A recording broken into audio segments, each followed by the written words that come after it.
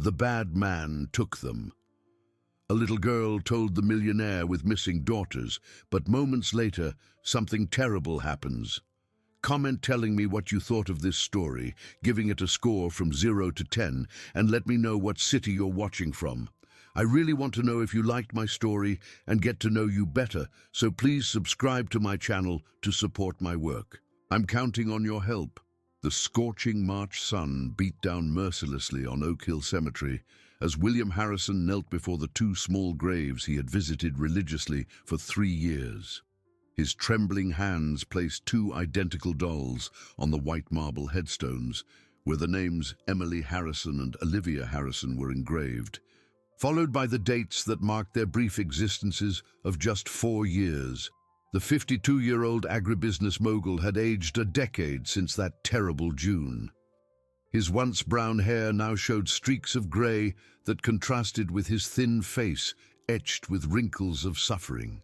His hands, calloused from working the land, trembled as he arranged the yellow flowers.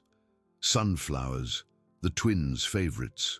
"Daddy brought the dolls you wanted," he murmured in a hoarse voice, trying to maintain the composure he always lost in that place. "They're just like the ones you saw at the mall. Remember, you promised you'd be good girls if I bought them." Guilt weighed on his shoulders like a load of corn from the trucks he transported through the region. At that midsummer festival 3 years ago, on his own farm, the girls had vanished during the few minutes he was talking to suppliers. When he realized it, Emily and Olivia were simply no longer there. A warm breeze rustled the leaves of the oak trees around the cemetery, creating dancing shadows on the graves. William closed his eyes, trying to push away the images that tormented him every night, his daughters calling for him while he wasn't there to protect them. "Mister, are you okay?" The hesitant, childish voice made William open his eyes abruptly. A small girl, about 4 years old, stood a few feet away. Her clothes were dirty and patched, her bare feet covered in the region's characteristic red clay. Dark, messy hair framed a thin little face, but it was her large, expressive eyes that caught the businessman's attention. There was a determination in them that didn't match her apparent fragility. I'm fine," William replied, quickly drying his eyes with the back of his hand. "Are you here alone, little one?" The girl took a timid step toward him, looking alternately at him and at the graves decorated with fresh flowers. "My name is Lily. I've seen you here before, always on Thursdays." "You watch me?" William asked, intrigued by the child's perceptiveness. "Sometimes I come here when it's too hot in the square," Lily explained, pointing vaguely toward the city center. "The trees here make good shade, and it's quieter than over on Central Square." William knew Central Square well. It was the commercial heart of Riverbend City, always bustling with street vendors and passers-by. But such a young child alone in that place worried him immediately. "Where are your parents, Lily?" "I don't have any," she answered with a naturalness that broke William's heart. "I only had Grandma Rose, but she got very sick and went to the hospital. The ladies there said she needed very expensive medicine that I couldn't buy." The girl's situation struck William deeply. Here was a child the same age his daughters would be today, abandoned to her fate on the streets of a large city. The paternal instinct he thought he had buried along with Emily and Olivia awoke with unexpected force. "Lily, I need to take you somewhere safe. You can't be alone like this." The girl shook her head vehemently. "I don't want to go to the orphanage. The other kids there are mean to me, and the adults never believe what I say." "Why don't they believe you?" Lily hesitated, biting her lower lip nervously. Her eyes fixed on the graves again, and something in her expression changed, as if she were making an important decision. "Because when I tell them about the girls I saw, they say I'm making it up." William's blood ran cold. "What girls?" "Your little girls," Lily said, pointing to the headstones. "Emily and Olivia. I saw them playing at the bad man's house near Mr. Peterson's farm." The world seemed to stop around William. His knees trembled, and he had to lean on one of the headstones to keep from falling. "What are you saying? I know everyone thinks they're down here," Lily continued in a low voice. "But I saw them. They had the same little braids, the same flowery dresses you always describe when you talk to yourself here." "That's impossible," William murmured. But something in the girl's determined gaze sparked a flicker of hope in his devastated chest. They were. "I know what everyone says," Lily interrupted, "but I know what I saw, and the bad man who lived there knew that I knew. That's why he left when I tried to tell the police." William's legs finally gave out, and he sat down heavily on the stone bench next to the graves.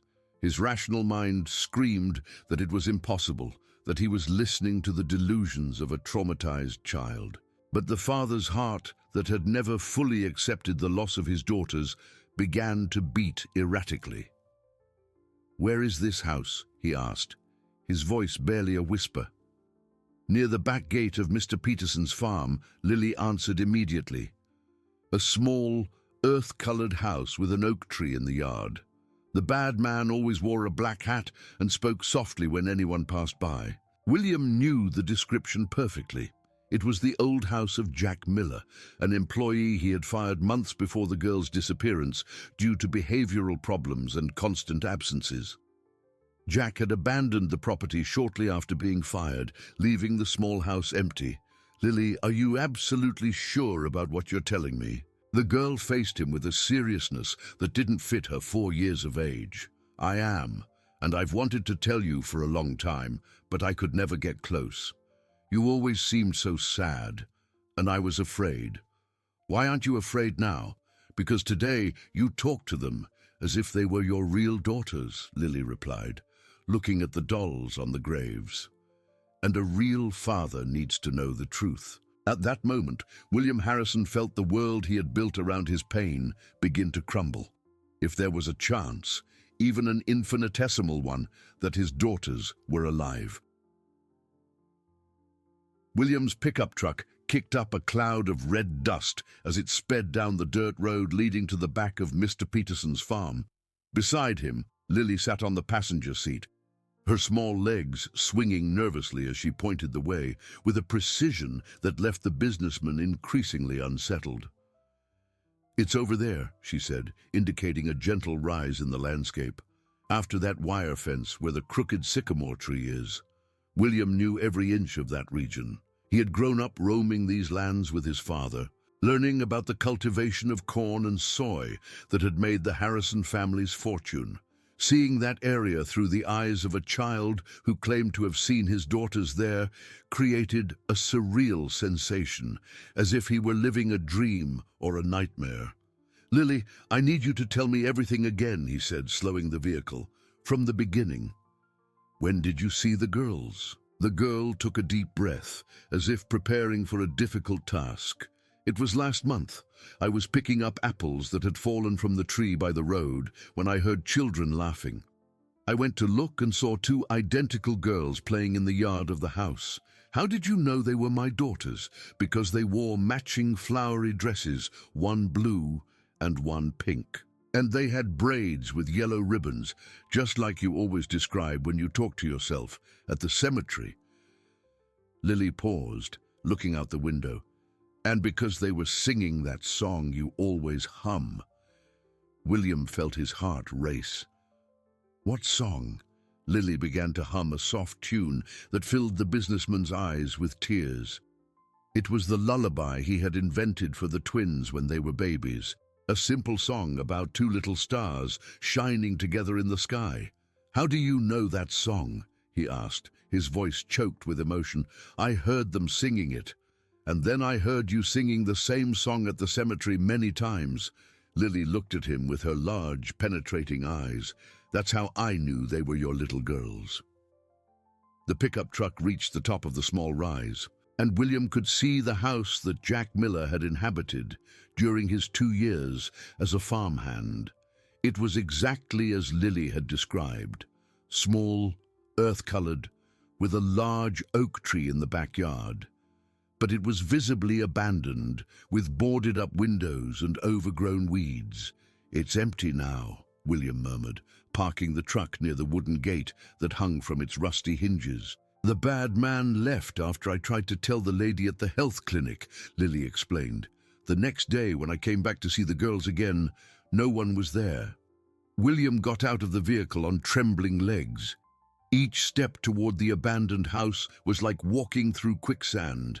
Part of him wanted to desperately believe what Lily was saying, while the rational part screamed that he was being carried away by the fantasies of a traumatized child.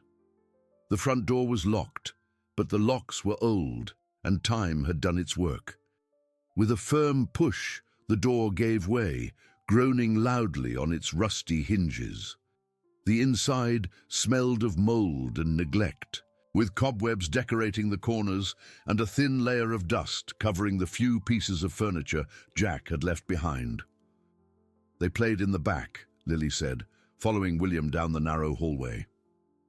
There was a swing hanging from the oak tree. The backyard was small but well kept, as if someone had taken care to keep the area clean and safe for children.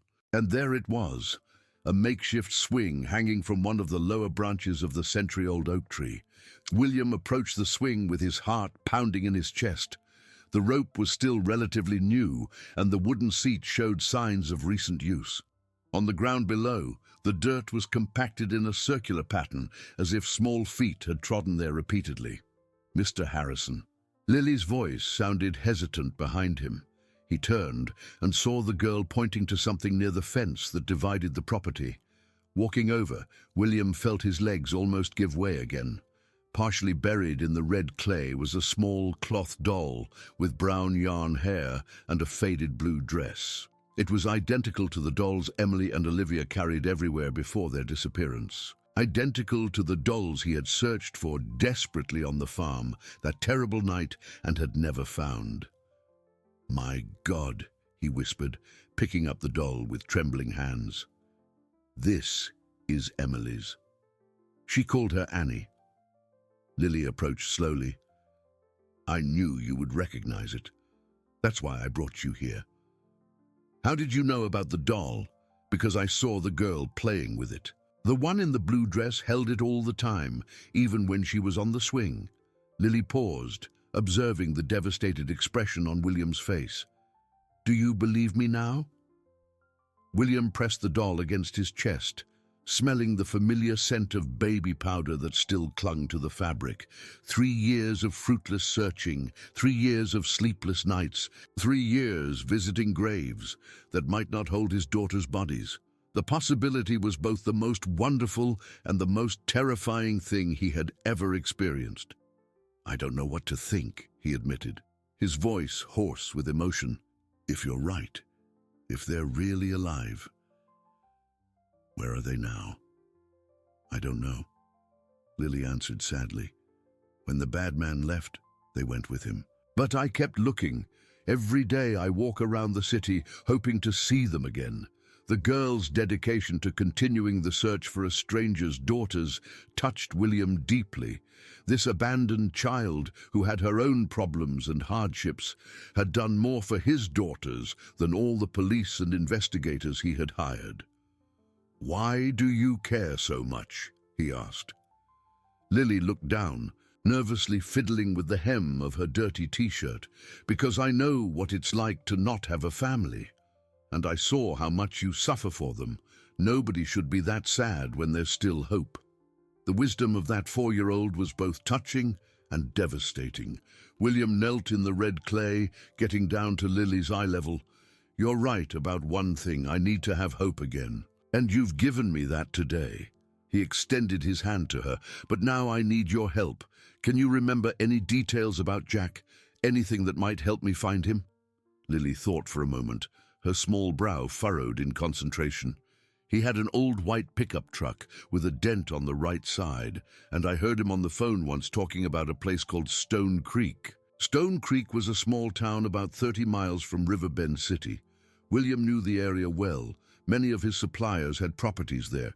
If Jack had moved to Stone Creek with the girls, there would be a real chance of finding them. "Lily, you saved my life today," he said, holding the girl's small hands. "But now I need to take you somewhere safe while I look for them." I want to help look. She protested immediately. I know them, I know what they look like, and they know me too. If I call them, they'll come. It's too dangerous.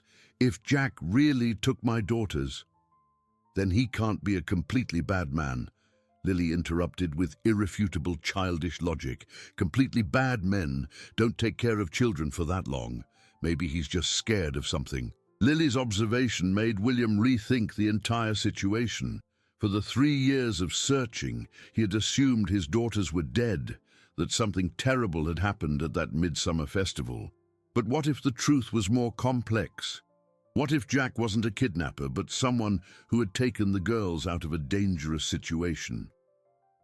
The sun was beginning to set on the horizon, painting the Riverbend city's sky with orange hues that reflected in the dust suspended in the air.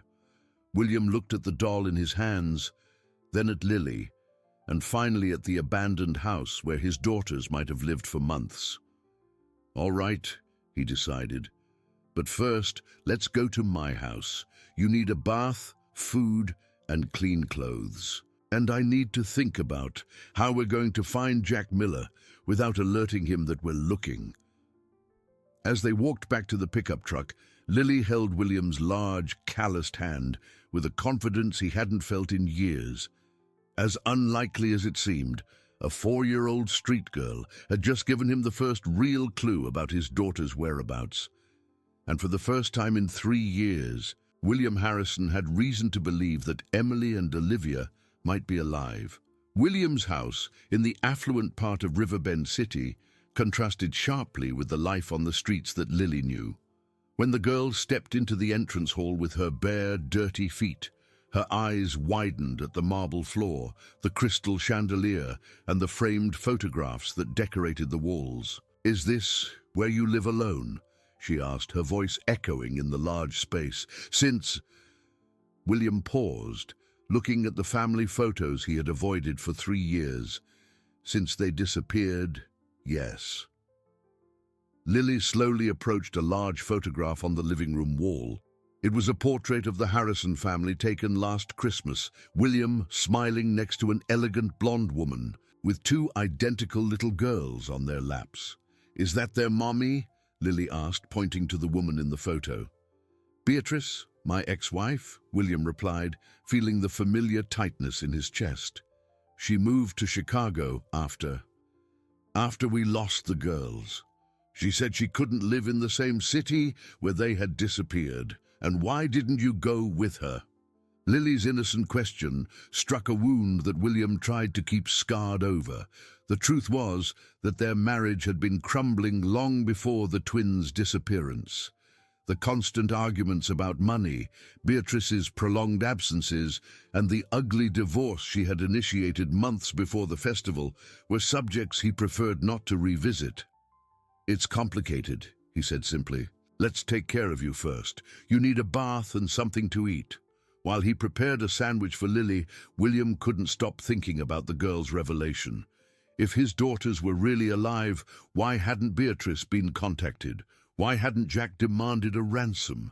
And more disturbingly, why had the authorities declared the girls dead if they never found the bodies? "Mr. Harrison." Lily's voice came from the bathroom. "The water is really hot, but it feels good. It's been a long time since I had a hot bath." The simplicity with which the girl spoke of basic deprivations made William feel a mixture of compassion and guilt. While he had been wallowing in self-pity for the last 3 years, children like Lily were fighting for survival on the streets of the city he helped run through his businesses. When Lily came out of the bath, wearing a large t-shirt William had found in a closet, her clean hair revealed a light brown shade that shone under the chandelier light.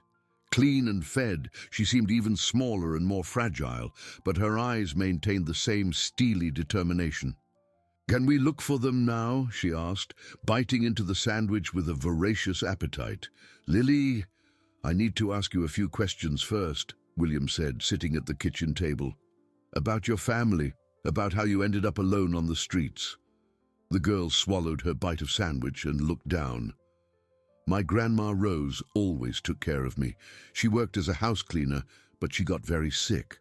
The doctors said she needed an expensive surgery, but we didn't have the money. And your parents? I never knew my father. My mother. Grandma said she left when I was a baby. Lily paused, nervously playing with the sleeve of her t-shirt. But sometimes I dream about a man who held me and sang softly. It's probably just my imagination.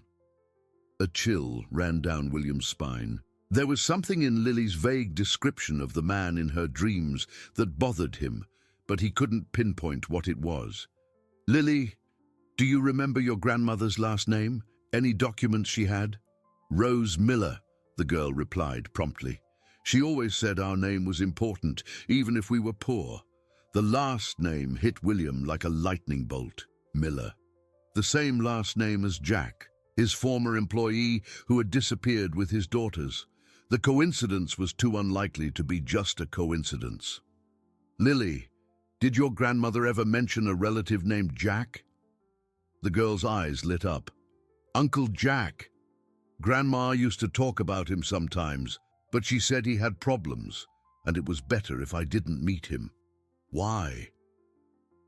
William felt the world spin around him. The girl who had given him the first clue about his daughters was the niece of the man who had possibly taken them. The pieces of a complex puzzle began to form in his mind, creating a scenario that was simultaneously hopeful and terrifying. Lily, are you sure you never saw Jack before that day at the abandoned house? I'm sure, but... She hesitated, her small brow furrowing. There's something strange. When I saw him with the girls, he was on the phone, and I heard him say a name that Grandma used to say sometimes. What name? Beatrice.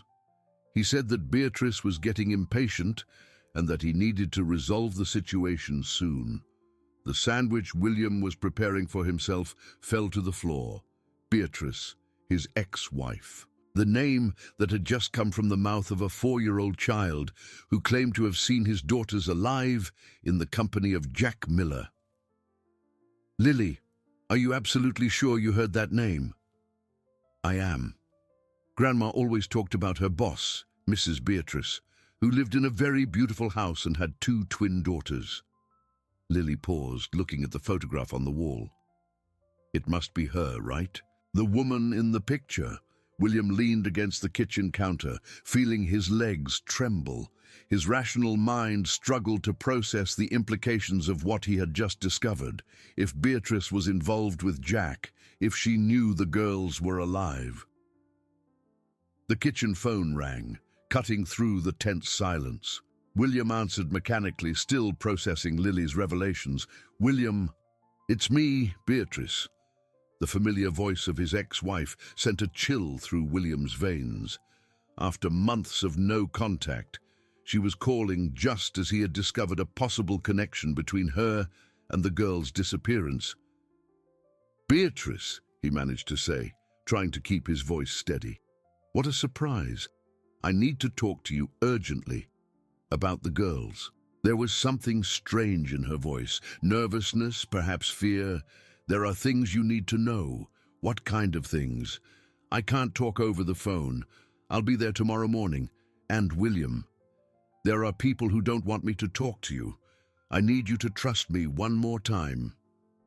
The call ended abruptly, leaving William staring at the phone. Lily watched him with her big, intelligent eyes, clearly sensing that something important had happened. It was her, wasn't it? The girl asked. The woman from the picture?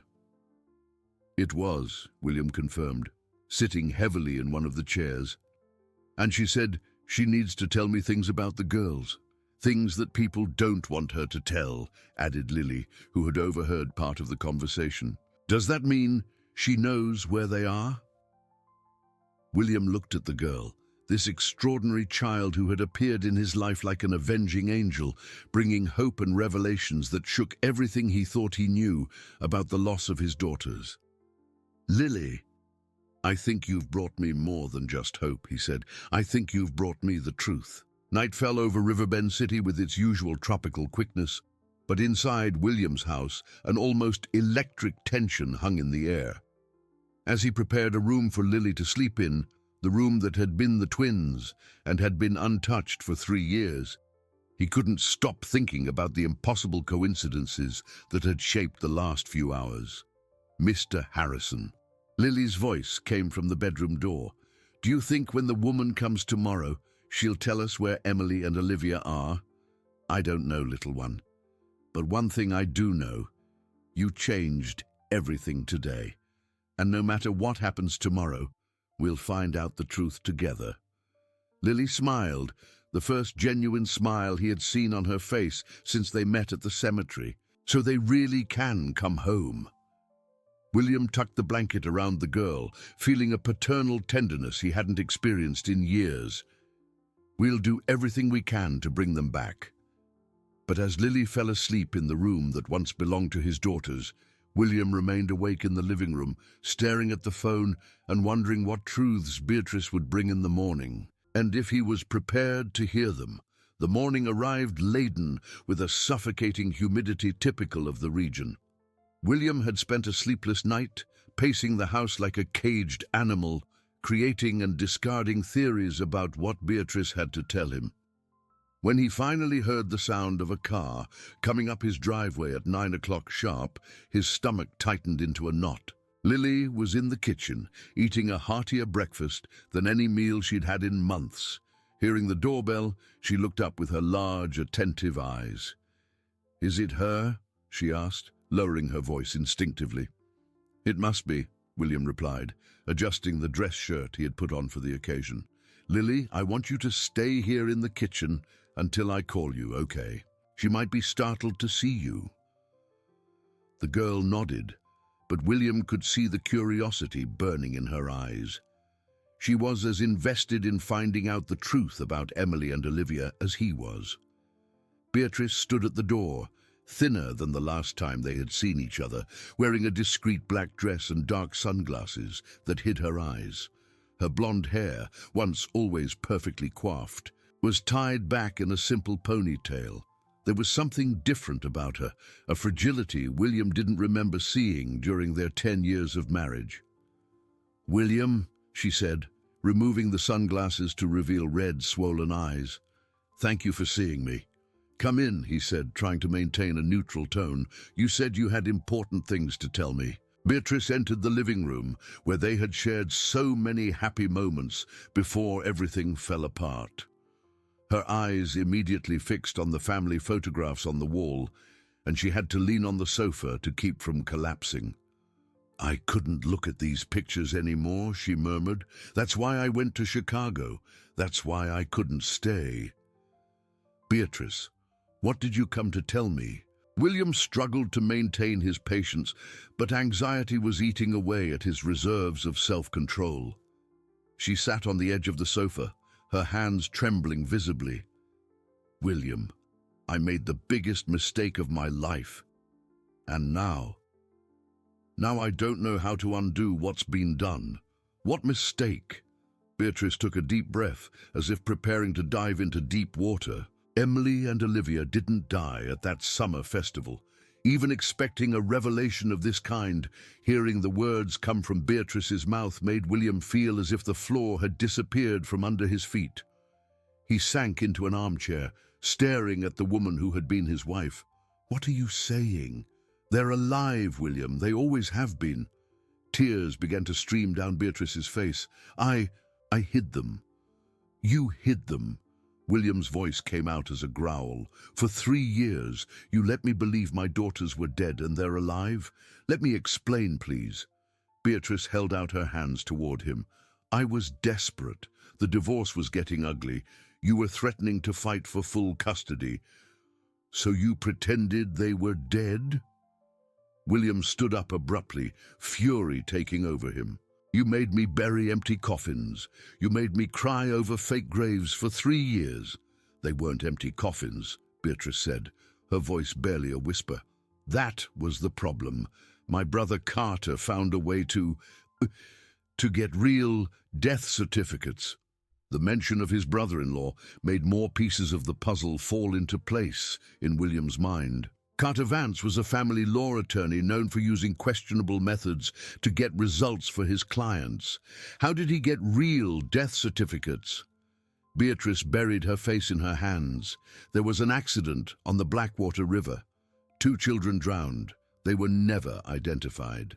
Carter bribed the medical examiner to put our girls' names on the bodies. The revelation was like a bomb exploding in William's chest.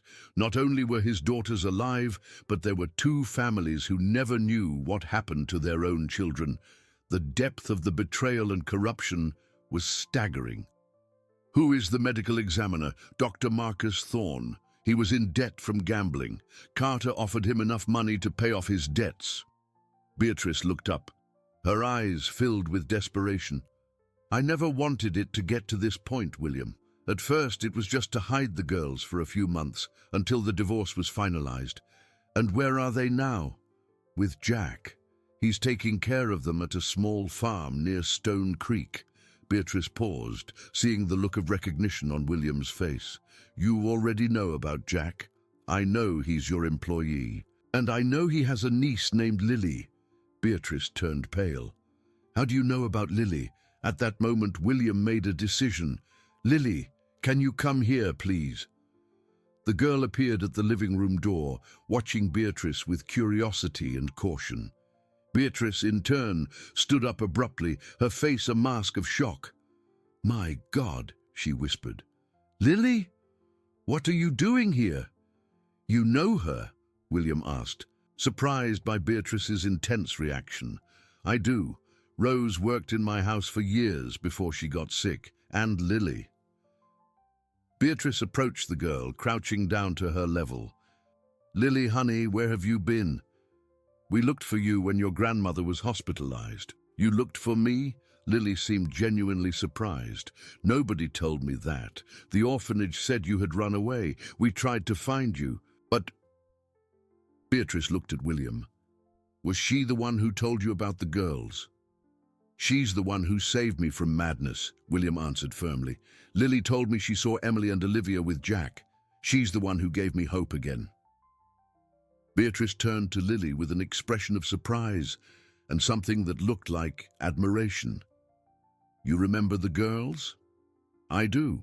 They always played in your yard when I went with Grandma to work, and I saw them at Uncle Jack's house.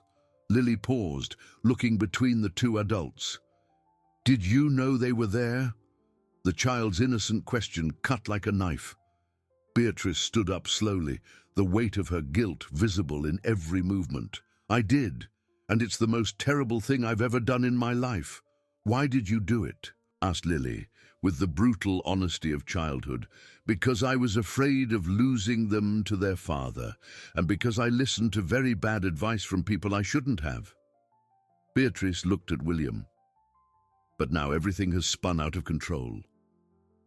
What do you mean, spun out of control? Asked William, feeling a new chill in his stomach. Carter is blackmailing me. He wants an absurd amount of money to keep the secret, and he's threatening to reveal everything if I don't pay.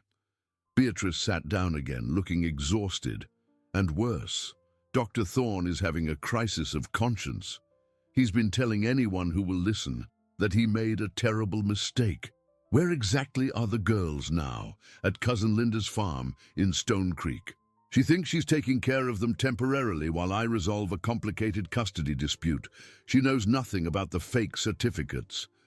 Beatrice turned to Lily. Jack takes them to visit her regularly. He's become like a father to them. The information hit William like a punch. His daughters were alive, but they had spent 3 years being raised by someone else, believing their previous life was just a bad dream. Do they remember me? He asked, his voice hoarse. They do. Jack said they ask about you constantly. He made up a story that you were traveling a lot for work, but that you would be back soon. Beatrice wiped her eyes. They still sing the song you created for them. Lily held William's hand. I told you they were singing. They remember their daddy. The confirmation that his daughters still loved and remembered him was simultaneously the most comforting and most painful thing William had ever experienced. 3 years of growth, 3 years of lost memories, 3 years of stolen paternal love. Beatrice, he said, struggling to keep his voice steady, you're going to take me to them. Today, I can't. Carter is watching my every move. If he finds out I talk to you, she shivered. He has documents that can incriminate me criminally. Then we'll find another way, Lily said suddenly. Uncle Jack knows me. If I show up there and say I ran away from the orphanage, he'll let me stay. And then I can help Emily and Olivia run away. The 4-year-old's suggestion was both touching and terrifying. William looked at this extraordinary child who was willing to put herself in danger to reunite a family that wasn't even hers. Lily, that's too dangerous, he began. More dangerous than living on the street? She retorted with relentless logic. Besides, if the girls see me, they'll remember me, and I can tell them their daddy is looking for them. Beatrice looked between William and Lily, seeing a determination in both that made her feel even more guilty for the situation she had created. There's something you need to know, she said hesitantly. Jack isn't just doing this for the money. He's really grown attached to the girls, and he's afraid that if they come back to you, he'll lose contact with Lily completely. The final revelation added a new layer of complexity to the situation. Jack wasn't just a corrupt employee. He was a desperate uncle trying to stay in touch with his only family. 3 days after Beatrice's devastating revelation, William drove down the road to Stone Creek with his heart pounding erratically. Beside him, Lily was dressed in deliberately dirty and worn clothes, disguised to look like a runaway child seeking shelter. The plan they had devised was dangerous, but it was the only way to get close to his daughters without alerting Carter or further compromising Beatrice. "Do you remember what we agreed on?" William asked for the 10th time, parking the pickup truck a mile from the farm where Emily and Olivia were supposedly staying.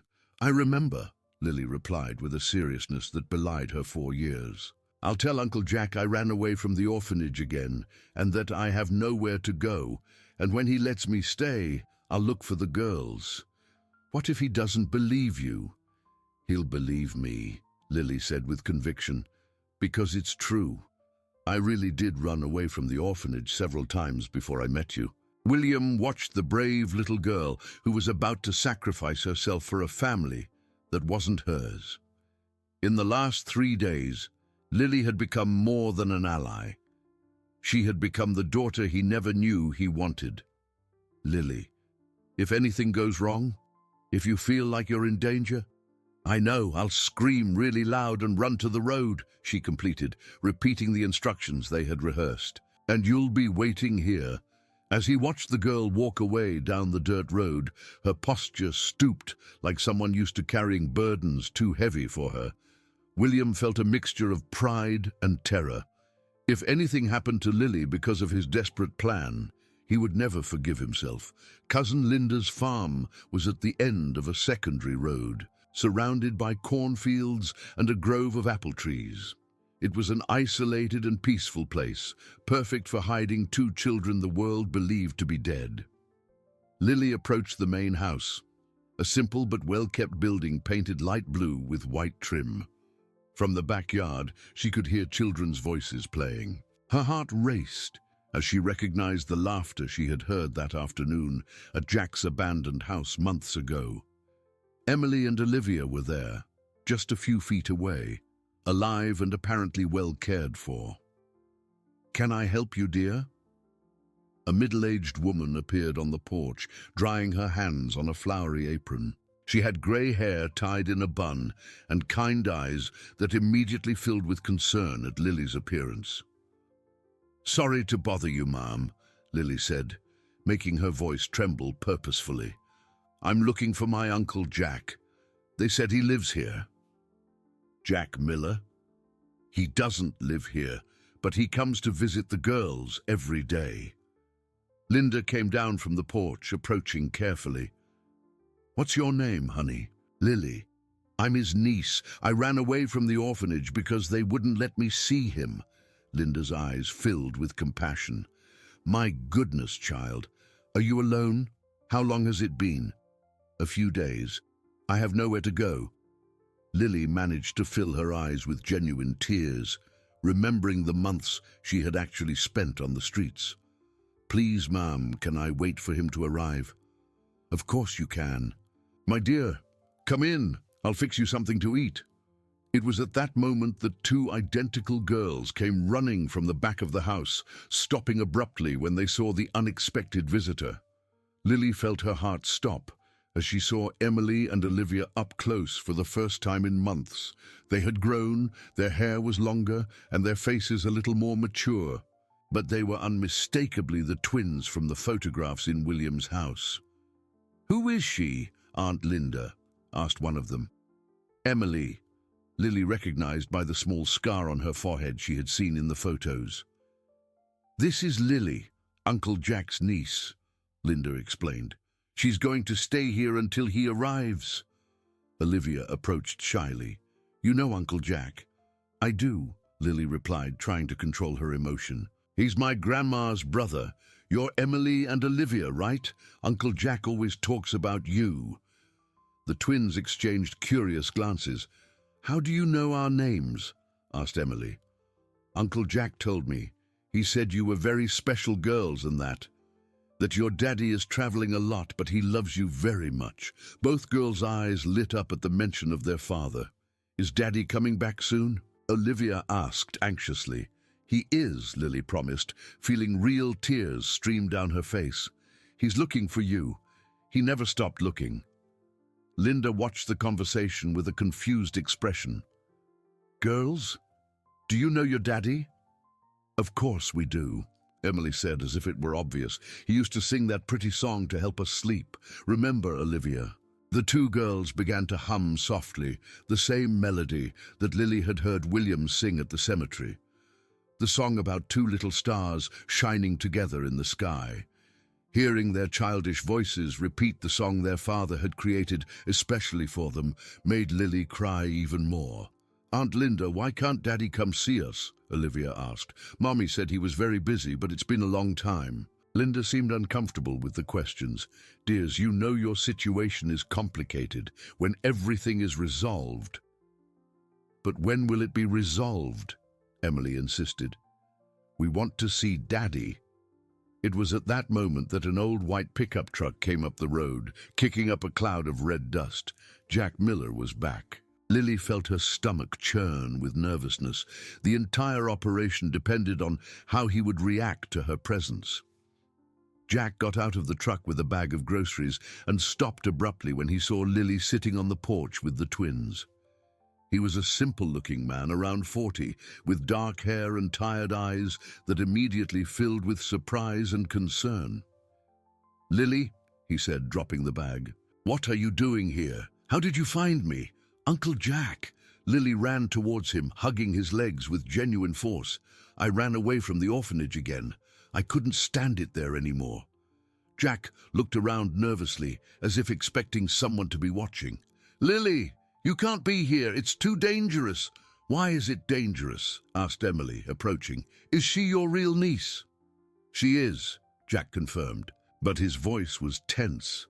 "But the situation is complicated. Uncle, I have nowhere to go," Lily insisted, her eyes filling with tears again.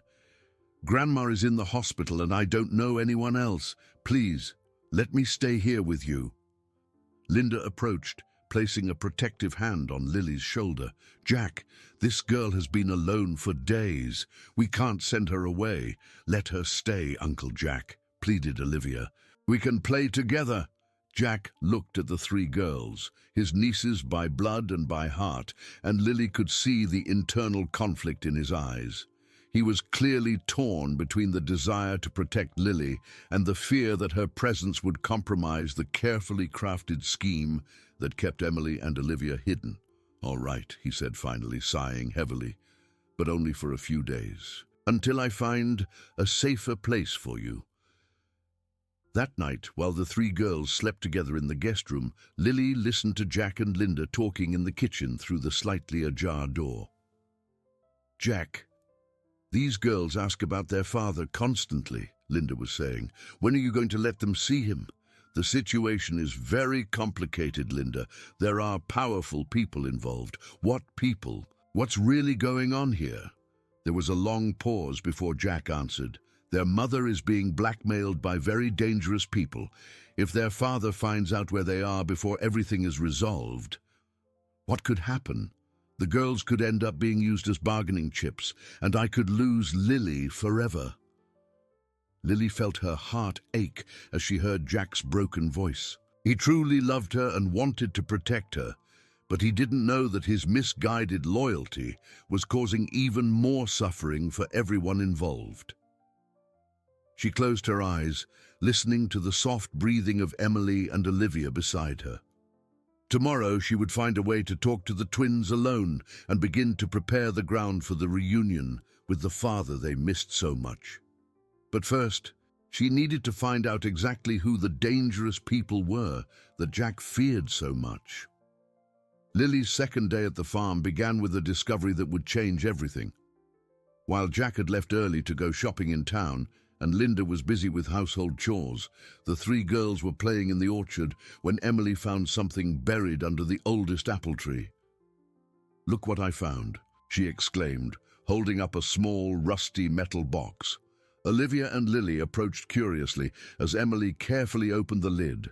Inside were old photographs, some yellowed letters, and a small notebook with handwritten notes. "They're pictures of us," said Olivia, picking up one of the photographs. It was an image of them with William during a birthday party, all smiling for the camera. Lily felt her heart ache seeing the genuine happiness on the faces of the father and daughters. "Do you remember this party?" "I do," said Emily, gently tracing her finger over the photo. "Daddy made a giant chocolate cake, and we got matching bicycles." "Why are these pictures buried here?" asked Olivia, with the natural curiosity of children. Lily picked up the notebook and began to flip through it. It was Jack's handwriting, and the notes seemed to be a kind of diary about caring for the girls. But as she read, she realized there was something much more serious there. "March 15th, Beatrice called, desperate, said her brother is getting too greedy. Wants 500, 6,000 now. March 22nd, Dr. Thorne showed up here drunk, saying he can't stand the guilt anymore. I'm afraid he'll tell everything. March 30th, Carter threatened to expose Beatrice if she doesn't get the money, said he has pictures of the girls here at the farm." Lily's hands trembled as she read the notes. Jack wasn't just an employee following orders, he was documenting an ongoing extortion. And from what was written, the situation was deteriorating rapidly. "Lily, can you read?" asked Emily, impressed with the younger girl's ability. "Grandma taught me," Lily answered distractedly, continuing to read. "Emily, Olivia, do you know who Uncle Carter is?" "We do," said Olivia, making a face. "He came here once with Mommy. He's kind of scary." "Scary how?" "He talked loudly to Mommy, and she would cry afterwards," Emily explained. "And when he looked at us, it seemed like he was angry." Lily kept reading and found a more recent entry that made her blood run cold. April 5th. Carter said that if Beatrice doesn't get the money by the end of the month, he will resolve the situation another way. I'm afraid of what that means. Today was April 10th. There were only 3 weeks left. "Girls," Lily said carefully, "do you know why you're here at Aunt Linda's farm? Why aren't you at home with your daddy?" The twins looked at each other with an expression that mixed confusion and sadness. "Mommy said Daddy was very busy, and we needed to stay here until he could take care of us properly," Olivia explained. "But we ask every day when we can go back," Emily added, "and everyone gets weird when we ask."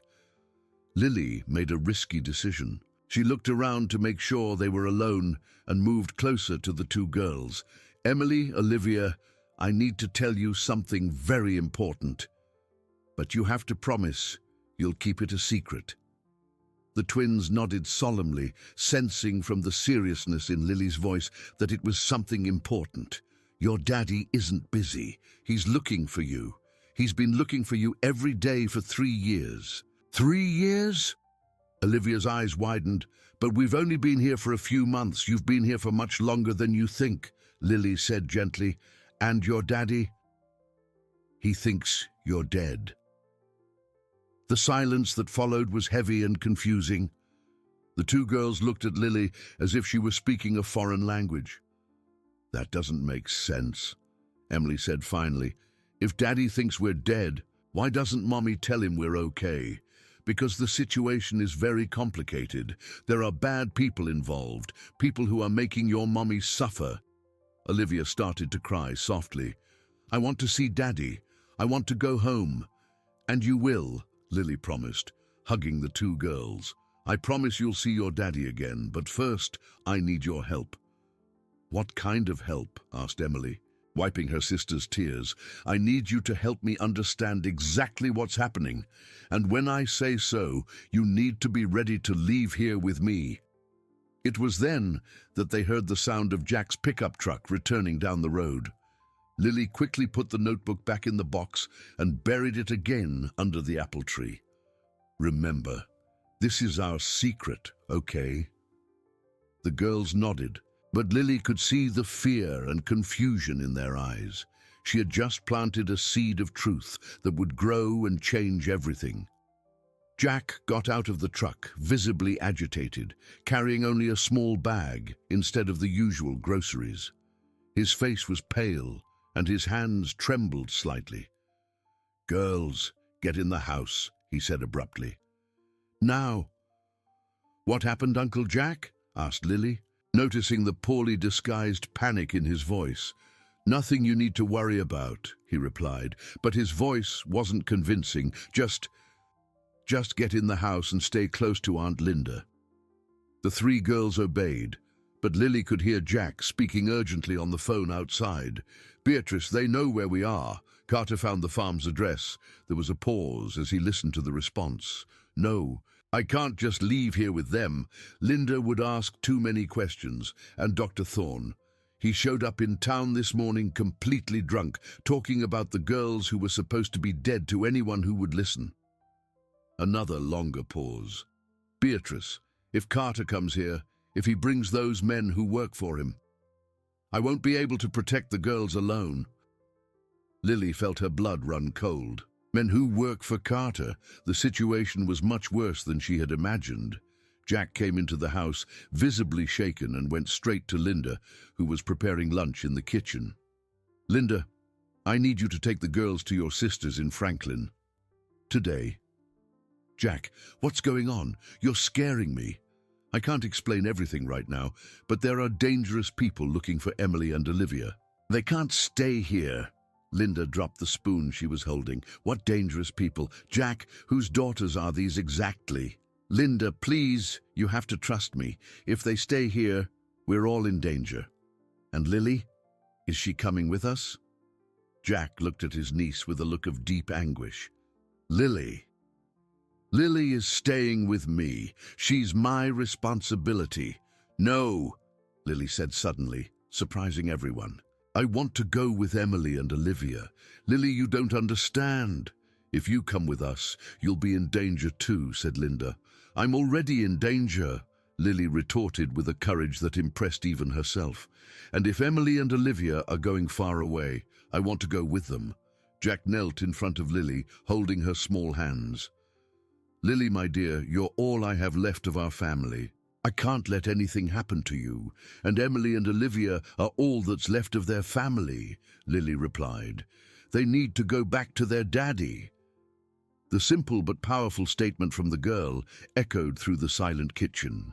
Jack looked at Emily and Olivia, who were watching the argument with big, scared eyes, then at Linda, who was clearly realizing there was much more to the story than she had been told.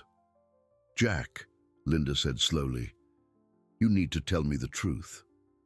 The whole truth. Because if these girls are in danger, I have a right to know why. It was at that moment that Jack's phone rang again. He answered with trembling hands, and from what Lily could hear, it was Beatrice on the other end. "What?" Jack said, his face paling even more. "When?" He listened for a few more seconds before hanging up the phone with shaking hands. "What was it?" asked Linda. "Dr. Thorne was found unconscious at his home this morning. A medication overdose." Jack paused, the weight of the news settling over them all. And Carter has disappeared. Nobody knows where he is. The silence that followed was filled with fear and uncertainty.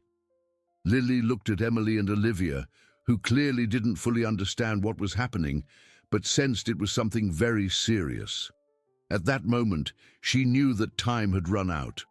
No matter how dangerous it was, she had to find a way to get the twins back to William before it was too late. The night fell on the farm like a heavy blanket of tension and fear. Jack had spent the last few hours making frantic calls, trying to arrange a safe escape for the girls, while Linda packed essential belongings with nervous, hurried movements. The three children stayed together in the room, whispering plans that seemed to be out of an adventure movie, but which Lily knew were their only real chance to reunite the broken family. "When Aunt Linda and Uncle Jack are asleep, we'll go out through the back window," Lily whispered to the twins. "Your daddy is waiting on the road." "Are you sure he's there?" asked Emily, clutching the cloth doll she always carried with her. "I'm sure. He promised me he'd be waiting every night until we could get out of here." Olivia held Lily's hand tightly. "What if we get caught? Will Uncle Jack be very mad?" "He'll understand," Lily said, though she wasn't sure. "When he knows you're safe with your daddy, he'll understand it was the right thing to do." Around 10 o'clock at night, the house finally fell silent. Jack had fallen asleep in the living room, exhausted from the day's tensions, and Linda was in her room, still awake but quiet. It was the moment Lily had been waiting for. The three girls dressed silently and went to the back window. Lily had tested the lock during the day and found that it could be opened without making a sound. One by one, they slipped out into the dark yard, guided only by the light of the crescent moon. "This way," Lily whispered, leading the twins down the path to the main road. "Your daddy said he'd be waiting near the old bridge." The path seemed much longer and scarier in the dark than during the day. Tree branches cast strange shadows, and nocturnal sounds of nature made the girls jump at every step. But Emily and Olivia followed Lily with unshakable confidence, driven by the desperate desire to be reunited with the father they thought they would never see again. When they reached the main road, William was there, leaning against his pickup truck exactly as he had promised. Seeing the three small figures emerge from the darkness, he ran towards them, his heart bursting with emotion. "Daddy!" Emily and Olivia shouted simultaneously, running to throw themselves into his arms. The reunion was overwhelming. William hugged his daughters with a force that 3 years of longing had accumulated, crying openly as he felt their small, warm bodies against his chest. They had grown so much, changed so much, but they still smelled like the same baby lotion he remembered. "My girls, my little stars," he whispered, covering their faces with kisses. "Daddy never stopped looking for you. Never. Not for a single day." "Why did you take so long?" Olivia asked, tears streaming down her face. "We sang your song every night, waiting for you to show up, because I didn't know where you were. But Lily helped me find you." William turned to the brave little girl who had made that moment possible. "Lily, how can I ever thank you?" "You don't have to thank me," she replied, but there were tears in her eyes too. "Now you can be a family again." "We are a family," Emily corrected, holding Lily's hand. "Lily is our family now too." William picked up Lily in his arms along with his daughters. "Of course she is. Lily, you saved our family, and now you're part of it forever." It was in that moment of perfect happiness that powerful headlights illuminated the group on the road. A dark SUV was approaching rapidly, and William's stomach sank as he realized it was not a vehicle he knew. "Get in the truck now!" he shouted, pushing the girls toward his vehicle, but it was too late. The dark SUV stopped beside them, and 3 men got out, led by a tall, well-dressed man whom William recognized immediately from the photographs Beatrice had shown him. Carter Vance. "Mr. William Harrison, I presume," Carter said with a smile that didn't reach his eyes. "What a coincidence to find you here with the girls who are supposedly dead for 3 years." "What do you want?" William asked, positioning himself protectively in front of the children. "I want a civilized conversation about a situation that has become very complicated for all parties involved." Carter gestured, and his men positioned themselves to block any escape route. "You see, these girls represent a very serious legal problem. They are officially dead in the records. Resurrecting them would be inconvenient for many people. They are my daughters. They were your daughters. Now they are a bureaucratic problem." Carter moved closer, lowering his voice to a threatening tone. "But I am a reasonable man. We can come to an agreement." "What kind of agreement? You have a prosperous company, considerable resources. I am willing to allow your daughters to continue living in exchange for adequate compensation for the inconvenience caused." William felt fury rise in his chest. "Are you trying to blackmail me? I'm offering a solution to a problem that could become much more unpleasant for everyone." Carter looked at the girls, who were hiding behind William. After all, it would be a shame if something happened to these lovely children. It was at that moment that Lily did something completely unexpected. She stepped forward, looking directly at Carter with a courage that belied her 4 years. "You are the bad man who is hurting everyone," she said in a clear, firm voice. "Uncle Jack is afraid of you. Mommy Beatrice cries because of you, and now you want to hurt the girl's daddy too." Carter laughed, but there was something unsettling in his expression. "And who are you, little one?" "I am Lily Miller, and you can't take these girls from their daddy again." "Lily Miller." Carter's smile faded. "Jack's niece? What are you doing here?" "Doing the right thing," Lily replied. "Something you've never done." The girl's courage inspired William. He straightened up, facing Carter with renewed determination. "You may have managed to blackmail my ex-wife. You may have corrupted public officials, but you will not intimidate me. These are my daughters, and they are going home with me." "I'm afraid that's not possible," Carter said, gesturing for his men to approach. It was then that another surprise happened. A police siren echoed in the distance, approaching rapidly. Carter and his men exchanged nervous glances. "It seems someone called the police," said a familiar voice behind them. Everyone turned to see Jack emerging from the woods beside the road, holding a cell phone. Beside him was Linda, and to everyone's surprise, Beatrice was there too. "Jack!" shouted Lily, running towards her uncle. "Did you call the police?" asked Carter, his composure finally breaking.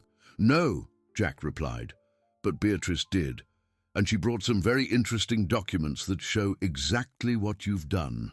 Beatrice approached, holding a folder of papers. "Carter, I found all the evidence you hid in your office. The receipts for the bribes to Dr. Thorne, the photographs you took of the girls at the farm, the records of your threats." "You can't prove anything," Carter said, but his voice no longer sounded confident. "I can. And Dr. Thorne woke up this afternoon. He's talking to the police right now, telling them everything about how you forced him to forge the death certificates. The sirens were getting closer, and Carter realized his situation was deteriorating rapidly. His men began to discreetly move away, clearly not wanting to be caught when the police arrived. "This isn't over," Carter said, backing away toward his SUV. "You don't know who you're messing with." "We know exactly who we're messing with," William said firmly. "A coward who uses children as pawns in his dirty games." When the police lights finally appeared around the bend, Carter had already fled with his men, leaving behind only the echo of empty threats and the palpable relief of a family finally reunited. While Beatrice explained the situation to the officers, William knelt beside his three girls, because now Lily was his daughter too, as much as Emily and Olivia were. "It's over," he said, hugging all three. "It's finally over." But even in the midst of the joy of reunion, William couldn't help but worry about Carter's threatening words. Men like him didn't give up easily, and he knew there were still battles ahead before his family could be truly safe. A week after the confrontation on the road, William's house had transformed into a haven full of life and childish noise that he hadn't experienced in 3 years. Emily and Olivia ran through the hallways as if trying to make up for lost time, while Lily followed them with a permanent smile on her face, finally experiencing what it was like to have a real family. But the happiness was still fragile, threatened by complex legal issues that arose every day. William was in his office talking with Robert Sterling, his lawyer, when they received a call that changed everything again. "Mr. Harrison," said the nervous voice of Detective Miles Patterson over the phone, "I need you to come to the station immediately. We have a serious problem." "What kind of problem?" "Carter Vance turned himself in this morning, and he brought evidence that greatly complicates the girl's situation." William's stomach dropped. "What evidence?" "I'd rather explain in person. Bring your lawyer." At the station, Carter was sitting in an interrogation room, looking visibly different from the arrogant, well-dressed man they had faced on the road. His hair was disheveled. He had deep, dark circles under his eyes, and his clothes looked like they had been worn for days. "He showed up here this morning saying he wants to make a deal," Detective Patterson explained to William and Robert. "But the conditions he's proposing are problematic." "What conditions?" "He wants full immunity in exchange for revealing the location of documents that prove the girls were sold on the black market for adoption." Robert frowned. "Sold? That doesn't make sense with what we know so far." The detective sighed heavily. According to Carter, Beatrice didn't just hide the girls. She tried to sell them to a wealthy family in Chicago who couldn't adopt legally. When the transaction went wrong, they ended up with Jack temporarily. William felt as if the floor had disappeared from under his feet. "Beatrice tried to sell my daughters?" That's what he claims. And he says he has recordings of conversations and bank transfers to prove it. Where is this evidence? Hidden in a location only he knows, and he'll only reveal it in exchange for complete immunity. Robert spoke up immediately. "Detective, this is clearly an attempt at blackmail. He's trying to use information to escape the charges." "I know. But if he really has evidence of child trafficking..." The detective paused, the weight of the situation evident in his voice. "The justice system will want to investigate thoroughly.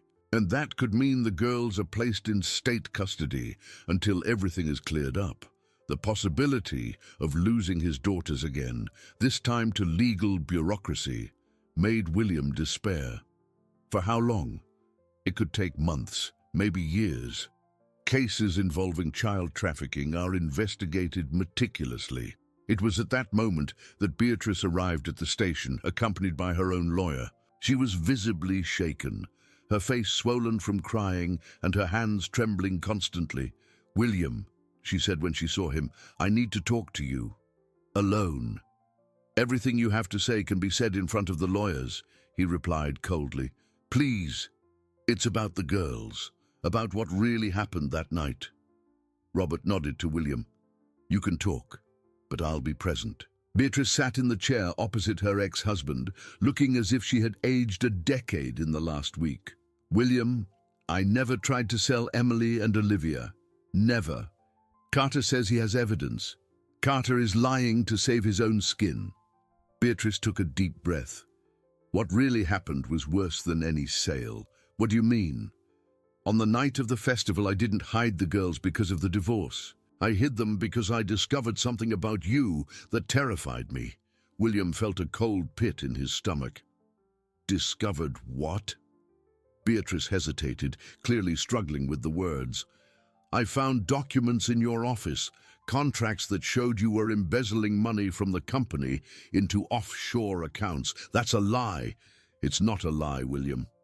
And when I confronted you that night, you said that if I tried to use it against you in the divorce, you would make the girls disappear forever. The silence in the room was deafening. Robert looked between Beatrice and William, trying to process the devastating accusation. "Beatrice, have you lost your mind?" William said finally. "I never said that. I would never embezzle money, and I would never threaten to hurt my own daughters." "Then how do you explain these documents?" Beatrice took a folder from her bag and placed it on the table. "Transfers of $2 million to accounts in the Cayman Islands, all signed by you." Robert took the documents and began to examine them carefully. His expression grew increasingly concerned as he read. "William," he said finally, "these signatures look genuine, and the company stamps too. That's impossible. I never signed these documents." William took the papers and examined them closely.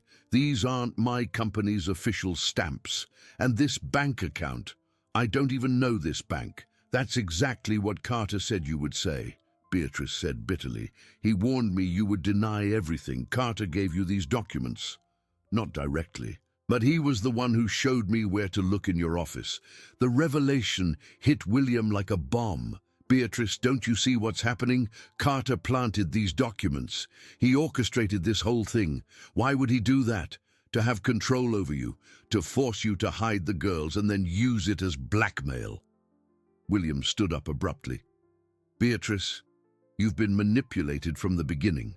Robert was studying the documents with renewed attention. "William, there's something strange here. The date on this contract is after the festival. If Beatrice found this before she hid the girls..." "It's because Carter forged the dates too," William concluded. "He created false evidence to retroactively justify Beatrice's actions." Beatrice buried her face in her hands. "My God, what have I done? If you're right, if Carter manipulated me..." "You destroyed our family over a lie," William said, but his voice had lost its anger and was filled only with deep sadness. It was then that Detective Patterson entered the room with an urgent expression. "We have news about Dr. Thorne. He's fully awake and talking, and what he has to say changes everything." "What did he say?" "That Carter not only blackmailed him to forge the death certificates, he also forced him to forge the bank documents that incriminate Mr. Harrison." The confirmation that William had been the victim of an elaborate setup brought relief, but also a new layer of horror at the extent of Carter's manipulation. "Is Dr. Thorne willing to testify?" asked Robert. "He is, and he has physical evidence. He kept copies of everything as a kind of life insurance." The detective paused. "But there's more. Carter didn't act alone." "What do you mean?" "Dr. Thorne says there was another person involved, someone who financed the entire operation and who has a lot of power in the city." A shiver ran down William's spine. "Who?" "Victoria Vance, Beatrice's sister and the majority partner in your company." The name hit Beatrice like a gunshot. Victoria was her older sister, the person she trusted most in the world, the one who always advised her on financial and personal matters. "Victoria?" Beatrice whispered. "But why would she do that?" According to Dr. Thorne, she wanted to take full control of the company. "If William was imprisoned for fraud and you were emotionally devastated by the loss of the girls, she could buy your shares for a fraction of their real value." The complexity of the conspiracy left everyone in shock. It wasn't just about money or revenge.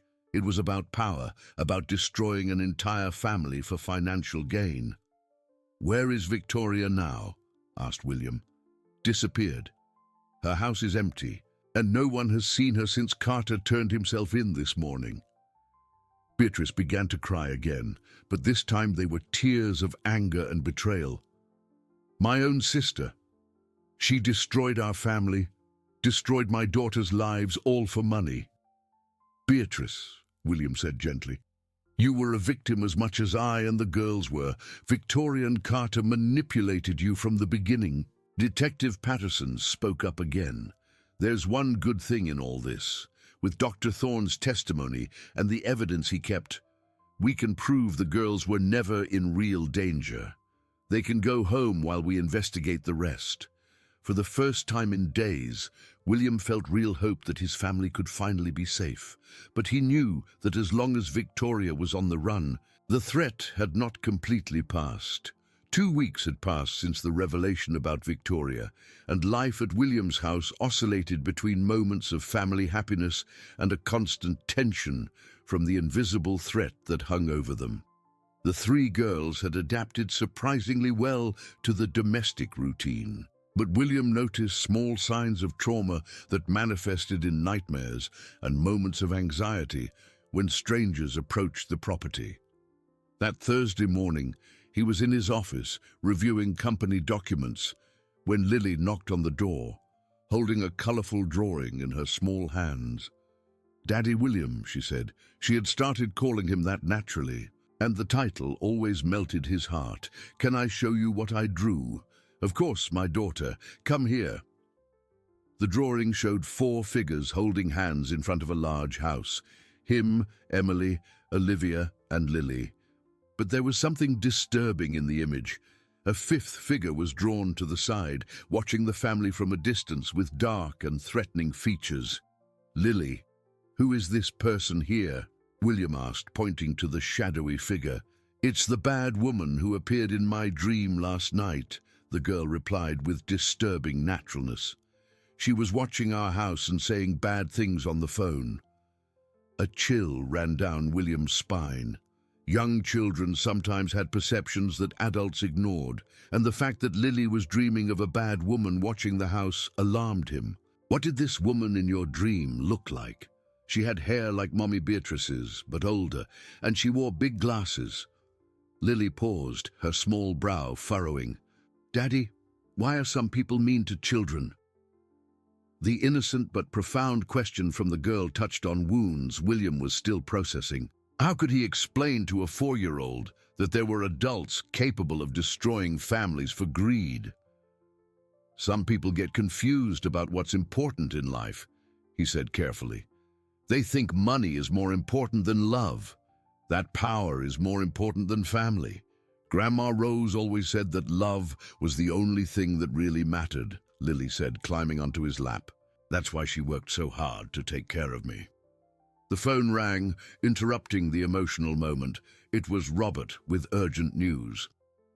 "William, the police have found Victoria." "Where?" "In a hotel in Cedar Falls.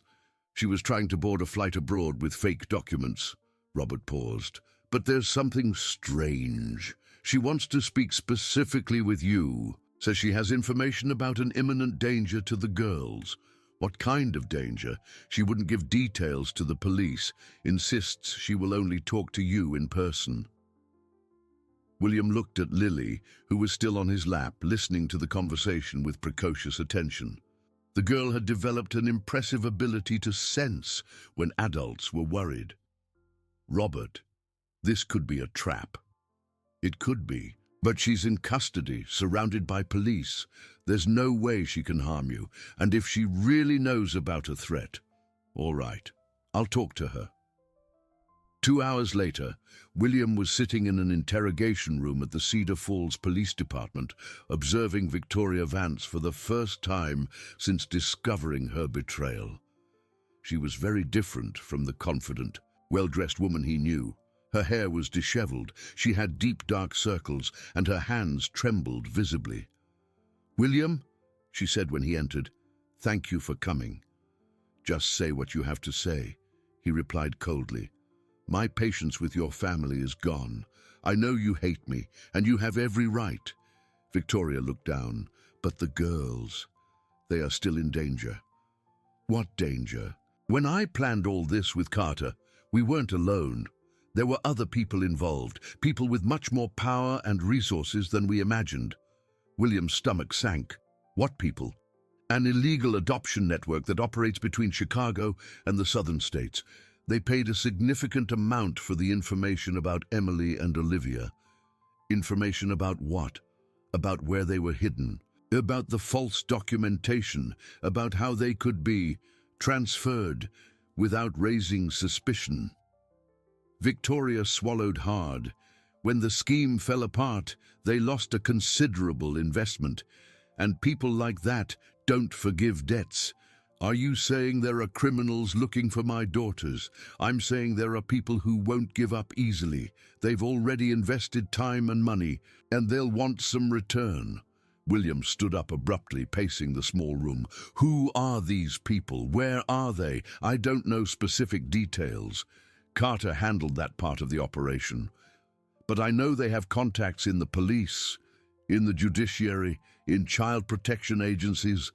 The revelation that the corruption extended far beyond what he had imagined made William feel dizzy. If there were people infiltrated in the protection system, his daughters could be vulnerable, even in official custody. Why are you telling me this now? Because I found out they know where you live. Victoria looked up, and William could see genuine fear there. Last night, before I was arrested, I received a call. They said that if I didn't give them the information about the girl's location, they would go after my own family. You have a family. I have a 16-year-old daughter living with my ex-husband in D.C. She knows nothing about this. She's innocent. Tears began to stream down Victoria's face. William, I made terrible mistakes, destroyed lives for greed, but I can't let my daughter pay for what I did. For the first time since discovering the betrayal, William felt something other than hatred for Victoria. She was also a mother, also desperate to protect her child. What do they want exactly? The girls, to be placed with a family that has already paid for them, a wealthy and influential family that cannot adopt through legal means. And if I don't hand them over, they will use force, and they won't care who gets hurt in the process. William sat down again, the weight of the situation settling on his shoulders. He had just recovered his daughters after 3 years of suffering, and now he discovered there were even more dangerous predators lurking. Victoria, do you know any details about these people? Names, addresses, anything? I know the main contact is someone called Dr. Sutton. He's not a doctor. It's what they call him. And I know they have a property somewhere between Riverbend City and Chicago where they do the transitions, where they deliver the children to the buying families. The coldness with which Victoria described the process of selling children like merchandise made William feel nauseous, but he needed information. Anything else? They always act fast. If they've decided they want Emily and Olivia, they will try to get them within a few days. Victoria leaned forward. William, you need to leave the city. Take the girls far away until this situation is resolved. Running is not a solution. It's the only way to protect them in the short term. William stood up to leave, but Victoria called him one more time. William, there's something else. About Lily. What about her? She's not just Jack's niece. Her father, her real father, is Dr. Sutton. The final revelation hit William like a bomb. Lily, the brave girl who had saved his family, was the daughter of the man who now threatened to destroy it. How do you know that? Because that's how we met Jack. Dr. Sutton had been looking for Lily for months. When he found out she was with Jack, he offered us money to hand her over, along with your daughters. Does Jack know this? He suspects. That's why he was so desperate to keep Lily safe. William left the station with his head spinning. Lily wasn't just an orphan who had become part of his family. She was a central piece in a much more dangerous game than he had imagined.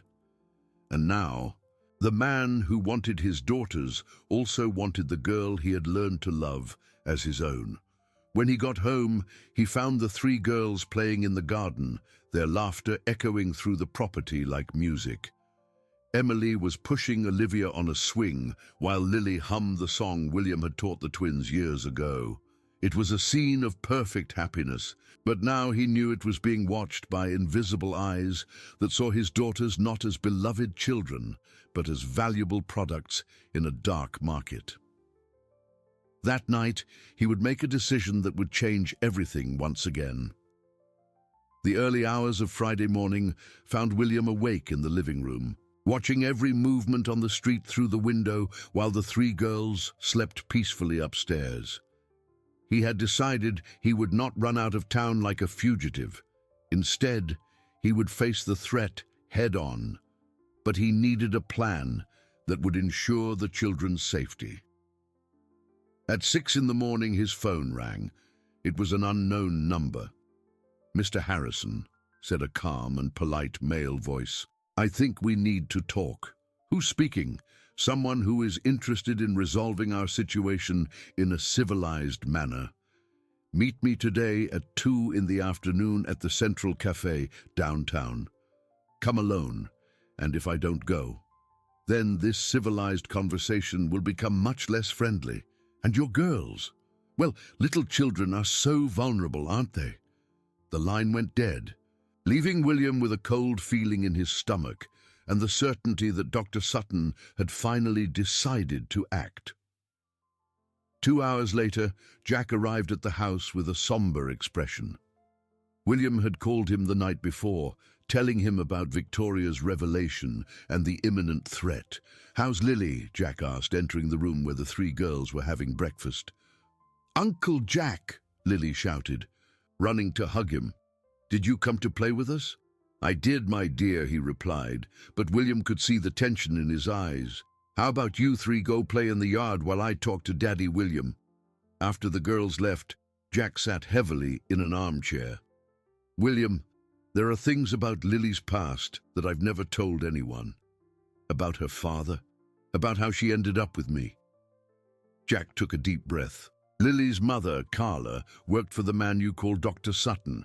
She was a nurse at a private clinic he used for procedures." "What procedures?" "Falsifying medical documents, mainly. Carla discovered that the clinic was involved in illegal adoptions and threatened to expose everything." Jack paused, his hands trembling slightly. "A week later, she died in a very convenient car accident." William's stomach churned. "And Lily? Carla had told me about her daughter, but said the father was dangerous. When she died, I looked for the girl and found her in a public orphanage in terrible conditions." Jack looked out the window where Lily was playing happily with the twins. She was 2 years old and malnourished, covered in bruises that no one could explain. "You took her from there." "I tried to adopt her legally, but my requests were always denied for bureaucratic reasons. Then I found out that Dr. Sutton was influencing the process, keeping Lily in the system so he could get her whenever he wanted." Jack stood up, pacing nervously. "That's when I decided to run away with her." "Is that why you ended up living on my property?" "I needed a job that would give me housing and anonymity. Your farm was perfect, isolated, with few employees, far from the city." Jack paused. "I never imagined I would get involved in another situation with children in danger." The irony of the situation was not lost on William. Jack had tried to protect Lily from the same man who now threatened Emily and Olivia. "Jack, I have to go meet this Dr. Sutton this afternoon. I want you to take the girls to a safe place." "Where?" "Robert has a country house in Clearwater Springs. An isolated place, no close neighbors. The girls can stay there while I sort this out. What if it's a trap? What if he's just getting you away from the girls to grab them more easily?" William had considered the same possibility. "That's why I'm bringing backup. I've already talked to Detective Patterson. He'll be nearby with a team." At 2 in the afternoon, the Central Cafe was moderately busy with the late lunch crowd. William chose a table near the window and waited, watching every person who entered. The man who identified himself as Dr. Sutton arrived promptly at 2. He was younger than William expected, about 45. Well-dressed but not ostentatious, with the appearance of a prosperous businessman. Nothing about him suggested the criminal he knew him to be. "Mr. Harrison," he said, extending his hand politely. "Thank you for coming." "Say what you have to say," William replied, ignoring the outstretched hand, straight to the point. "I like that." Sutton sat down, ordering a coffee from the waitress. "We have a mutual problem. And I believe we can find a solution that benefits everyone. We have nothing in common. We do. We both want what's best for the children." Sutton smiled, but the smile didn't reach his eyes.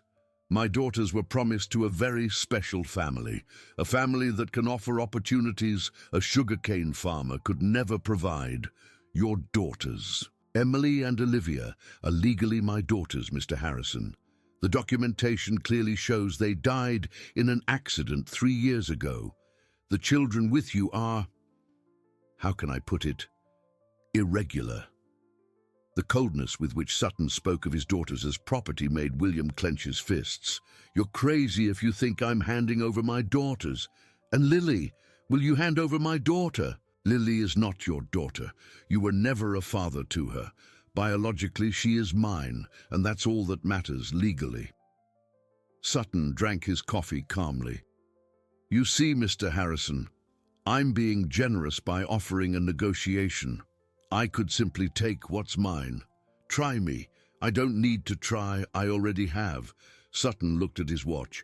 "Right now, my men are visiting your lawyer's country house in Clearwater Springs." William's blood ran cold. How did I know where you sent the girls?" "Mr. Harrison, I have contacts in places you can't even imagine." Sutton leaned forward. "Your cell phone has been bugged for a week. I know about every call you've made, every message you've sent." William pulled his phone from his pocket, trying to call Jack, but Sutton shook his head. "You won't be able to reach them. The area has lost its signal due to a technical coincidence." Sutton's smile widened. "But don't worry. My men have orders not to hurt anyone as long as there's no resistance." "You son of a—" "Calm down, Mr. Harrison. As I said, I'm being generous. I'll let you see the girls one last time before the transfer. It's more than most biological parents get." At that moment, William realized he had completely underestimated his adversary. Sutton was not just an opportunistic criminal. He was a man with resources, contacts, and meticulous planning. "What do you want in return?" "Your cooperation. You will sign some documents officially transferring custody of the 3 children to me. In return, I guarantee they will go to good families, families that can care for them properly. And if I refuse, then things get more complicated for everyone. The girls might get hurt during the transfer. Jack might have an accident. You could be charged with kidnapping." Sutton finished his coffee. "Mr. Harrison, I'm not asking. I'm informing you how things are going to be."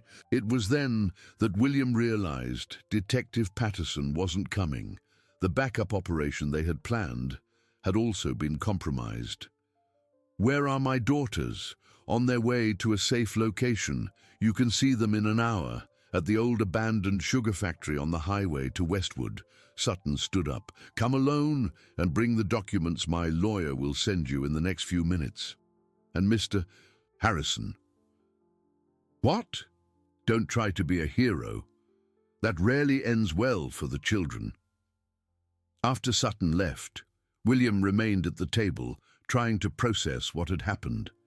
In less than an hour, he had lost his daughters again, this time to an adversary far more dangerous and organized than Carter and Victoria had ever been.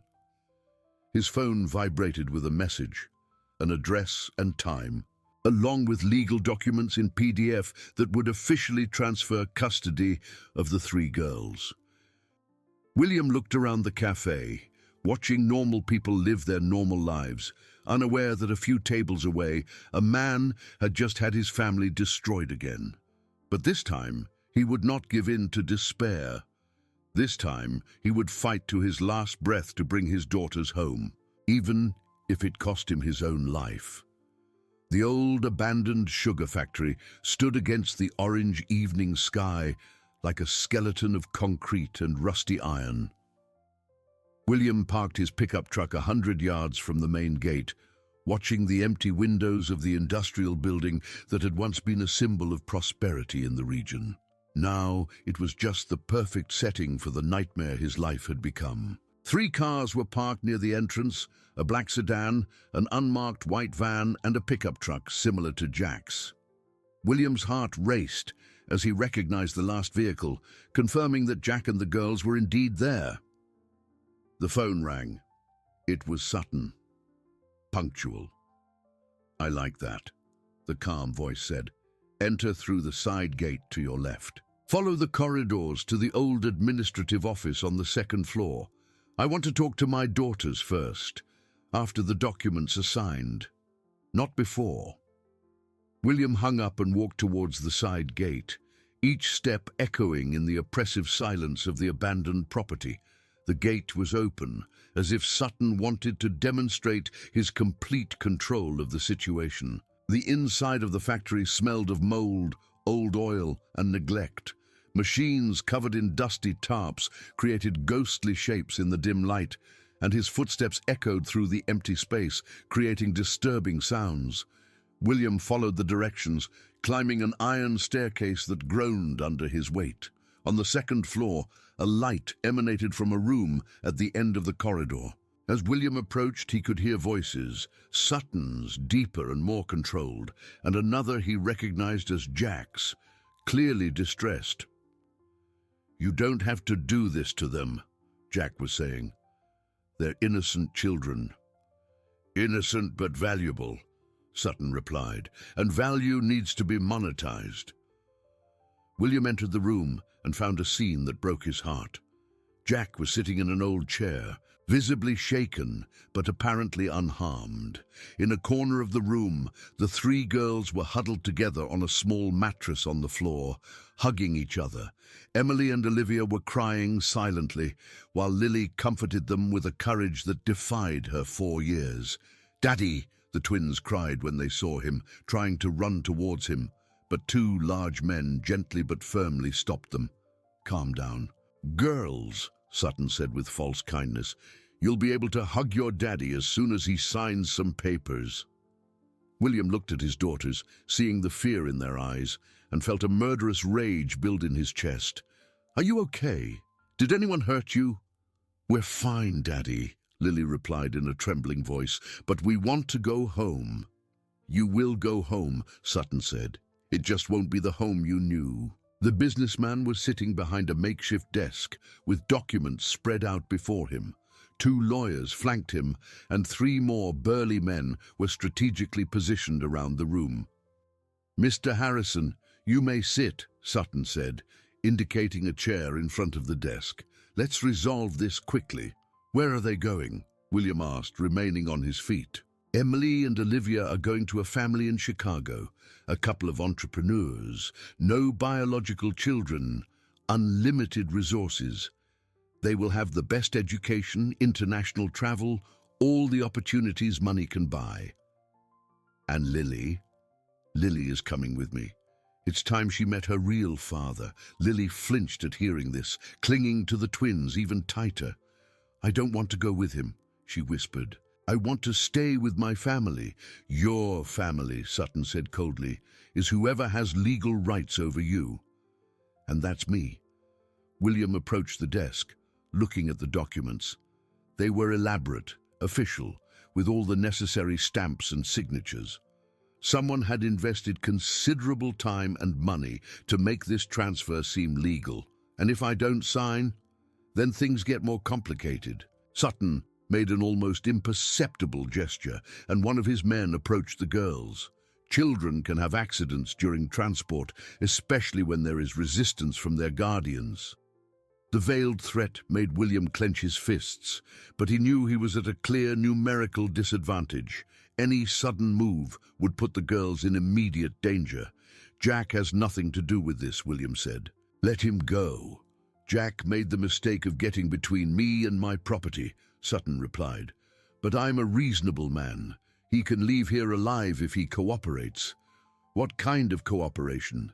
"He knows other employees of mine who may have developed an excessive conscience. I need names." Jack lifted his head, looking directly at Sutton. "I'm not giving anyone up to you." "A pity." Sutton waved again, and another of his men positioned himself behind Jack's chair. "But maybe you'll change your mind when you realize what could happen to your dear niece." It was then that Lily did something that surprised everyone. She stood up from the mattress and walked directly to Sutton, planting herself in front of the desk with the upright posture of someone much older. "Are you my birth father?" she asked, her voice firm despite the visible fear in her eyes. "I am," Sutton replied, seeming genuinely interested in the girl's courage. "Then, did you kill my mother?" The silence that followed was tense and charged. Sutton studied Lily for a long moment, as if seeing her for the first time. "Your mother died in an accident," he said finally. "My mother died because she found out you hurt children." Lily retorted, "Uncle Jack told me the truth. Jack told you lies." "No," Lily said with absolute conviction, "because if you were a real father, you wouldn't want to hurt Emily and Olivia. Real fathers protect children, they don't sell them." The brutal simplicity of Lily's childish logic left Sutton visibly uncomfortable. He stood up from the desk, walking towards the girl. "Lily, you're too young to understand these things. I do understand. I understand that you're a bad man who does bad things to families." Lily looked back at Emily and Olivia. "And I understand that if I go with you, maybe you won't hurt them." "Lily, no!" Jack shouted, trying to get up from his chair, but was held back by the guard. "Interesting," Sutton murmured, crouching down to Lily's level. "You would make a sacrifice for your little friends? They're not just my friends. They're my sisters," Lily replied, "and families protect each other." William watched the scene with a broken heart. This extraordinary girl was offering her own freedom to save Emily and Olivia. "All right," Sutton said, returning to the desk. "New proposal, Mr. Harrison. You sign the custody transfer for the twins, and I'll let Lily choose whether she wants to come with me or not." "I don't trust you," William said. "You shouldn't. But it's the best offer you're going to get." William looked at the three girls, his biological daughters and his daughter of the heart, and knew he was facing an impossible choice. Signing the documents meant losing Emily and Olivia forever. Not signing meant putting all three in immediate danger. It was then that they heard noises from the ground floor, voices, running footsteps, the unmistakable sound of a police operation in progress. Federal police! Everybody on the ground. Sutton's face transformed from confidence to fury. "How?" "Because I didn't come alone," William said, feeling hope for the first time since he had entered that damned place, "and because you underestimated a 4-year-old girl." Lily smiled for the first time since the kidnapping, pulling a small device from her pocket, a GPS tracker that William had hidden in her clothes the night before. "Families protect each other," she repeated, "and they also help each other escape from the bad men." As the police officers stormed up the stairs and Sutton's men realized they were surrounded, William ran to hug his three girls, knowing that this time, finally, his family was safe. A year after the events at the abandoned factory, William's farm had been completely transformed. What was once a silent, melancholic property, haunted by the memories of lost daughters, now overflowed with life, laughter and the joyful noise of three girls growing up in a safe and loving environment. It was a Saturday morning in June. Exactly 1 year after the 1st June, the family had celebrated reunited. William was on the porch, watching Emily, Olivia and Lily play in the large yard that had been redesigned especially for them. A double swing hung from a century-old oak tree, a wooden dollhouse occupied a shady corner, and a small garden that the girls personally tended to was flourishing with sunflowers and roses. "Daddy!" shouted Olivia, running towards him with a drawing in her hand. "Look what I made for the party!" It was a drawing of the family, 4 figures holding hands in front of a yellow house surrounded by colorful birds and flowers, but this time there was a 5th figure in the picture, Beatrice, who had moved back to Riverbend City 3 months ago and was gradually rebuilding her relationship with her daughters. "It's beautiful, my star," William said, hugging his daughter. "Mommy will be so happy when she sees it." "Is she almost here?" asked Emily, joining them on the porch. "Soon, and Uncle Jack is coming too with his new girlfriend." Lily appeared, carrying a pot with sunflower seedlings, her small hands dirty with soil. "Can I plant these flowers near the entrance, to welcome the guests?" "Of course you can, my little gardener," William replied, watching how the girl had blossomed over the last year. The scared, malnourished child he had met in the cemetery had transformed into a confident and caring little girl who treated Emily and Olivia like true sisters. The official adoption of Lily had been complex, involving months of legal bureaucracy to nullify the paternal rights of Sutton, who was serving a 20-year sentence for child trafficking, document forgery, and various other crimes. But the previous month, finally, the papers had been signed, making Lily legally William's daughter. "Mr. Harrison," a familiar voice called from the gate. It was Jack, accompanied by a pleasant middle-aged woman William had met the previous month. Carmen was a primary school teacher in Stone Creek and had brought an emotional stability to Jack's life that he hadn't experienced in years. Uncle Jack. The three girls shouted simultaneously, running to hug him. Jack had also transformed dramatically in the last year. The haunted, nervous man who lived in constant fear had become relaxed and happy. His participation as the main witness in the case against Sutton had resulted not only in the criminal's imprisonment, but also in the dismantling of the entire illegal adoption network that operated in the region. "How are my favorite girls?" he asked, distributing hugs and kisses. "We're getting everything ready for the summer festival," Emily said excitedly. "There's going to be square dancing, a bonfire, and Grandma Linda promised to make cornbread." Linda had also become part of the extended family, taking on the role of a loving grandmother the girls had never known. She now lived in a small house on the farm grounds, helping with daily care and bringing the wisdom of someone who had raised 6 children. At 3 in the afternoon, the guests began to arrive for the summer festival, the first celebration since the terrible night 3 years ago when it all began. But this time, it would be different. This time, it would be a celebration of family, love, and overcoming. Beatrice arrived shortly after, driving the small car she had bought when she moved back to the city. She was still in therapy, processing the guilt and trauma of the lost years, but her relationship with her daughters improved every week. "My princesses," she said, as Emily and Olivia ran to hug her.